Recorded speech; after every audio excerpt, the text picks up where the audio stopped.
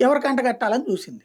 ఉమ్, Bharatiya Janata party వాళ్ళకేంటి, రాయలసీమలో తిరుపతి అంటే పుణ్యక్షేత్రం, హిందువుల అవును. క్షేత్రం కదా, గతంలో ఒకసారి గెలుచున్నాం కదా ఉమ్, అన్నటువంటి రూట్లో వాళ్ళు చూశారు. ఉమ్, ఇప్పుడు వరప్రసాద్కి వచ్చేటప్పటికి పాపం ఆయన తెలుగుదేశానికి అప్రోచ్ అయ్యాడు. ఉహు, గూడూరు ఎమ్మెల్యే కోసం ట్రై చేశాడు తెలుగుదేశం. ఓకే. అట్లా కనీసం సచ్చివేడు ఉమ్. అటన్న ఇవ్వమని అడిగాడు. ఆయన భార్యకి కూడా ఏదో సీట్ అడిగారంట కదా అదే జగన్ గారిని, ఆయన ఏమని ఆ, అన్నారంట.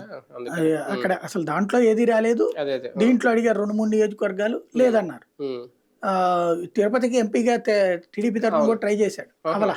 ఉమ్, జనసేనకి ట్రై చేశాడు పవన్ కళ్యాణ్ గెలుచుకుని, ఉహు, ఉమ్, కానీ అవలేదు. ఉమ్, ఇక అప్పుడు ఆయనకి ఇంక అయిపోయింది ఈ దఫా రాజకీయ కెరీర్ అనుకుంటున్న టైంలో ఉమ్, భారతీయ జనతా పార్టీ తిరుపతికి ఓకే అంటోంది.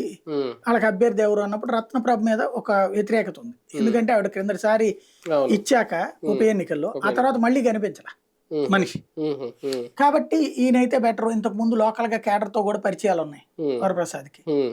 ఆ రూట్ లో చూసినట్టున్నారు. అంటే మామూలుగా అంటే రత్నప్రభ గారి విషయంలో ఒక రకంగా ఆమెకే సీట్ వస్తుందేమో అని అనుకున్నారు. బీజేపీకి ఎవరో క్యాండిడేట్ లేదు అంటే ఈయన పేరు అప్పుడు రాలేదు కదా తెర మీదకి. ఈ అంటే ఐఏఎస్ స్థానం నుంచి ఇలా ఆఫీసర్లుగా రిటైర్ అయ్యి వచ్చిన అధికారులు కంప్లీట్ గా రాజకీయాల్లో అయితే కొనసాగలేరు. కానీ భారతీయ జనతా పార్టీ అటువంటి వాళ్ళకి అవకాశం ఇవ్వడం ఈయన కూడా ఒక రకంగా ఐఏఎస్ అధికారే కదా. అట్లా అనుకోవడానికే లేదండి. ఇప్పుడు అందరికీ వాళ్ళకే ఇస్తున్నారు. ఎస్పెషల్లీ ఎస్టీ సెగ్మెంట్లలో ఉమ్, అధికారులు ఎవరైతే ఐఏఎస్ రిటైర్ అయిపోగానే లేదా కొంతమంది వాలంటీర్ రిటైర్మెంట్ తీసుకుని మరి తీసుకొని ఇప్పుడు రాజకీయాల్లోకి ఏంటయ్యా వస్తారు. అంటే కాన్సెప్ట్,